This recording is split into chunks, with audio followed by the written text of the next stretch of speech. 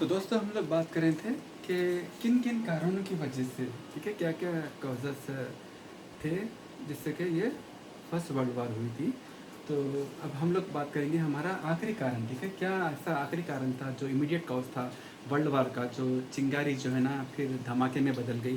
तो वो वजह थी, ठीक है, ये जून 28 1914 की बात है।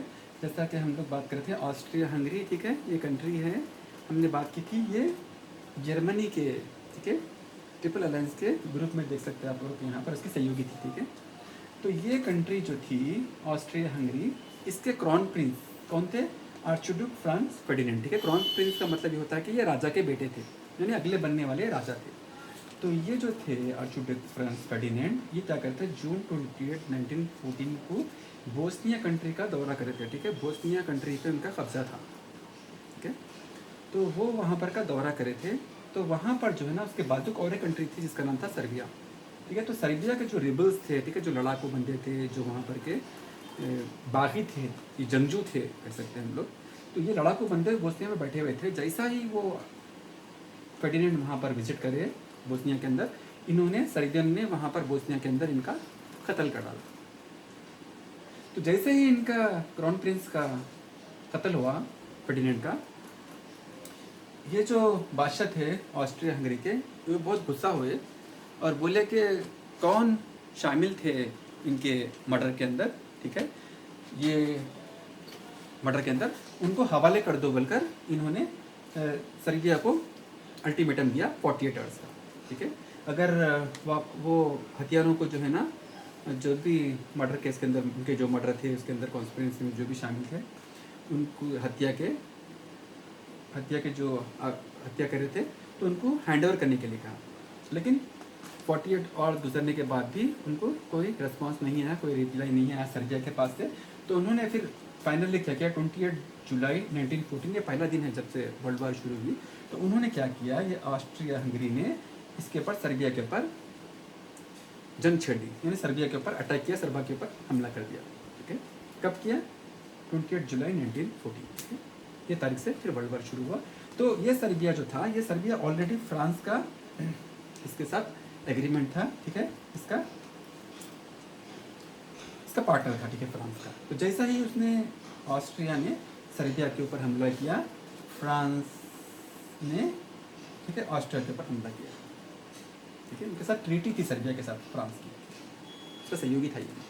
तो जैसा ही सर्बिया के ऊपर ऑस्ट्रिया ने हमला किया, ठीक है, जैसा ही ये,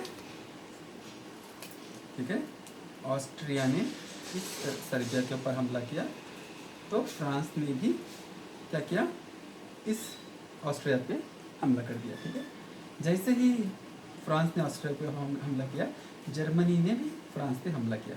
तो जैसे ही जर्मनी ने फ्रांस के ऊपर हमला किया, ब्रिटेन, क्योंकि वो सहयोगी था, तो ब्रिटेन ने भी जर्मनी के ऊपर हमला कर दिया। और इस तरीके से इन लोग का जो है ना फर्स्ट वर्ल्ड वार का धमाका हुआ। और फिर आपस में ये सारे कंट्रीज ने लड़ाई कर ली। तो हमने जैसा बात की थी, बाद में ये जो है ना इन लोगों ने मिलकर ये जर्मनी और उनके सहयोगों को हरा दिया।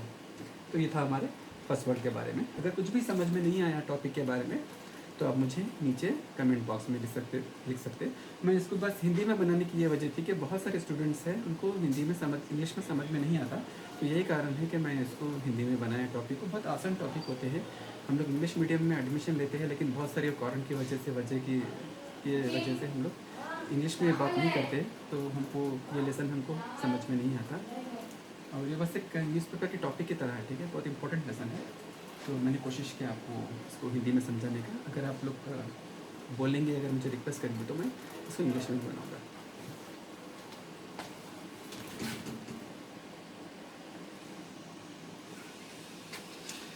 दोस्तों, जैसा कि हम लोग वर्ल्ड वार के बारे में पढ़ रहे थे, world between the world war, तो हमने पिछले टॉपिक में पढ़ा था तो किस तरीके से जर्मनी और ब्रिटेन के बीच में लड़ाई हुई थी और फाइनली ब्रिटेन और उसके अलायंसेस को जीत हुई, विक्टोरियस पावर हुआ, यानी ट्रिपल एंटीनेटी की जीत हुई, ब्रिटेन की जीत हुई और जर्मन की ट्रिपल अलायंसेस की हार हुई, ठीक है। उस जंग के बाद जो है ना फिर क्या हुआ, यहाँ पर माहिदा हुआ, ठीक है। वो जो कंट्री जो जीते थे ब्रिटेन की साइड वालों ने, उन्होंने क्या किया, जर्मन की साइड वालों को बुला के माहिदा किया, एक ट्रीटी की कि वो फिर आइंदा से लड़ाई नहीं करेंगे बोलकर ऐसा उनसे लिखवा दिया गया। और बहुत सारे ऑस्ट्रिया हंगरी को बहुत सारे टुकड़ों कर दिया गया, कंट्री के देश के टुकड़ों में डिवाइड कर दिया गया। और वहाँ पर का जो राज था, शासन था, उसको भी बदलने के लिए कहा गया। तुर्की के अंदर या तो फिर डेमोक्रेसी के लिए कहा गया उनको, या तो फिर रिपब्लिक बनने के लिए कहा गया। इसी के चलते वहाँ पर टर्की में भी उन्होंने रिपब्लिक गवर्नमेंट रिपब्लिक चूज़ किया उन्होंने। तो इस तरीके से वहाँ पर ट्रीटी ऑफ वर्साइल के अंदर मामला पेश है। ठीक है, तो उसके बाद में नेक्स्ट हुई द लीग ऑफ नेशन। ठीक है, लीग ऑफ नेशन के तहत हुआ ये कि 1920 के अंदर कि क्या किया, सारे जो विक्टोरियस कंट्रीज थे, जो जीते हुए कंट्रीज थे ब्रिटेन ने, उन लोग ने सारे हारे हुए कंट्री, ख़ास तौर पे जर्मन को, ठीक है, इन लोगों को बुलाया और बुला के उनके साथ, ठीक है, वहाँ पर कि उनसे माहिदा किया कि वो जो भी जंग हुई थी, जो भी लड़ाई हुई थी, उसके जो ज़िम्मेदार है वो जर्मन है और उसके सहयोगी है, खासकर जर्मन है। तो जो भी लड़ाई का जो भी हर्जाना है, जो भी उसका नुकसान है, उनको कहा कि वो जर्मन को पे करना, ठीक है, जर्मन की जिम्मेदारी है। ये उनके ऊपर पेनल्टी लगाए और ये कहा कि फ्यूचर में कोई भी जो है ना जंग के सामान नहीं बनाना, जंग के सामान के ऊपर पाबंदी करना और आगे में कभी लड़ाई नहीं होना। अगर कुछ करना है तो वो इंसानियत का साथ दे, यानी इंसान को की ज़रूरत पूरा करे, ह्यूमैनिटी की बेसिस पे, ना कि जंग के लिए, ठीक है, पार्टिसिपेट करे। ये ऐसा कानून बना उन्होंने लीग ऑफ नेशन के अंदर 1920 के अंदर। ठीक है, तो ये थी, ठीक है, वर्ल्ड वार से जुड़ी बातें। उसके बाद में हम लोग नेक्स्ट टॉपिक पढ़ेंगे हमारा द रशियन सोशलिस्ट रेवोल्यूशन। ठीक है, तो अगर हम लोग रशियन रेवोल्यूशन की बात करेंगे, ठीक है, तो रशिया के अंदर उस टाइम पे जो हुकूमत थी, वो उसका बादशाह जो था वो टीज़र एम्पायर था वहाँ पर का, निकोलस II। तो उसके हुकूमत चल रही थी रशिया के अंदर। तो अगर हम लोग उसकी बात करेंगे मिलिट्री की, तो बहुत बड़ी मिलिट्री हुआ करती थी उसकी उस टाइम पे। अगर हम लोग बात करेंगे उसकी पॉपुलेशन की साइज़ की, तो वो साइज़ थी, ठीक है, इंडिया चाइना के बाद उसका तीसरा नंबर आता था। ठीक है, उसको यूरो एशिया भी कहा जाता था, इतनी बड़ी पॉपुलेशन थी उसकी। कितनी पॉपुलेशन थी? ऑलमोस्ट 156 मिलियन उसकी पॉपुलेशन थी, बहुत बड़ी कंट्री थी उसकी। ठीक है, आज के दो तजाकिस्तान, उज़्बेकिस्तान, ठीक है, तुर्कमेनिस्तान, ये सारे जो प्लेसेस थे वो जो है ना उस टाइम पे जो है ना रशिया के साथ मिले हुए थे। आज जो अलग अलग हो गए, तो बहुत बड़ा हुआ करता था उस टाइम पे रशिया।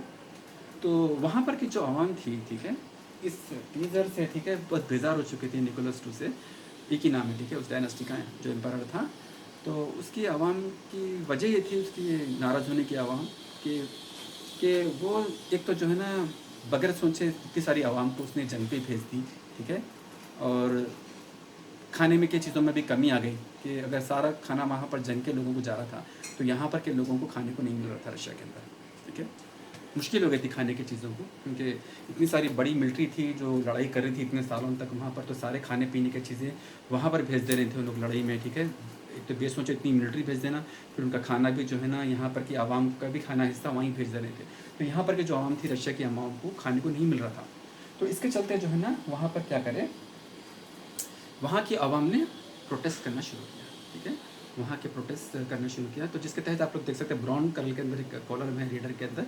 ठीक है, तो इसके बारे में, ये प्रोटेस्ट के बारे में उसके अंदर लिखा गया है, पेज 168। अगर आप लोग ने ये बुक फॉलो करें तो क्या, women in the February revolution. ठीक है, तो मैं आपको इसका भी कवर कर दूँ ताकि आप लोगों को कुछ डाउट ना है। तो इसमें कहा गया था, ठीक है, कि किस तरीके से ये प्रोटेस्ट शुरू हुआ। तो यहाँ पर, ठीक है, एक महिला कर्मचारी, ठीक है, जो एक टेलीफोन कंपनी में काम करती थी, जिसका नाम था मरफा। ठीक है, तो ये जो लेडी थी, इन्होंने स्ट्राइक शुरू की। सबसे पहले इन्होंने कंपनी में कहा कि अचानक उन्होंने मशीन बंद कर दी। तो इस पर उनके मैनेजर सुपरवाइज़र ने कहा कि क्यों मशीन बंद किया आपने? तो इन्होंने कहा कि लोगों को खाने को नहीं है, ठीक है, खाने को नहीं है हमारे को, इस वास्ते हम लोग काम बंद कर रहे हैं। वो तो उन्होंने पीस ऑफ ब्रेड लाकर उनको दिया कि आप ये पीस ऑफ ब्रेड लीजिए और काम शुरू कर दीजिए। तो उन्होंने कहा कि ये बात मेरे अकेले खाने की नहीं है, सारे देश की खाने की है। ठीक है, यहाँ देश में सारा खाना तो नहीं है, ठीक है, मैं अकेला खा के क्या करूँगी। ठीक है, और उन्होंने काम बंद कर दिया। उनका देख के फिर सारे मिल के जो वर्कर्स थे उन्होंने काम बंद कर दिया। और इसी तरीके से सारे वुमेन्स, करीब 10,000 ना, 10,000 वुमेन, बहुत बड़ी बात है कि वुमेन पार देखने को मिला हमको। तो 10,000 वुमेन्स जाकर सड़कों के ऊपर आ गए, कहाँ पर, सेंट पीटर्सबर्ग के मुकाम के ऊपर आकर उन्होंने स्ट्राइक करना शुरू कर दिया, उन्होंने प्रोटेस्ट करना शुरू कर दिया, पीस ऑफ ब्रेड के नाम से बड़ी स्ट्राइक की और कहा कि उनकी मांगें पूरी करो, ठीक है। तो टीज़र को बड़ा गुस्सा आया, एम्परर जो था उस टाइम का निकोलस सेकंड, उन्होंने अपनी मिलिट्री भेज दी उनको हटाने के लिए, उनको मारने के लिए। लेकिन उसको तब परेशानी हो गई उसके जब होश यानी उसके जब होश उड़ गए, जब देखा कि वो मिलिट्री भी जो है ना उस जो वुमेन जो प्रोटेस्ट कर रहे थे 10,000 उनके साथ शामिल हो गई, यानी टीज़र के खिलाफ हो गई मिलिट्री। उन्होंने भी साथ दे दिया क्योंकि उनको लग रहा था मिलिट्री को कि वो जो वुमेन कर रही हैं वो बिल्कुल सही कर रही हैं। और इस अचानक, ठीक है, इस तब्दीली की वजह से टीज़र यानी जो एम्पायर था निकोलस, वो हैबत खा गया और वो वहाँ से गायब हो गया क्योंकि उसको लग रहा था कि वो मार देंगे उसको। तो उसे जान बचाने के लिए वहाँ से भाग गया।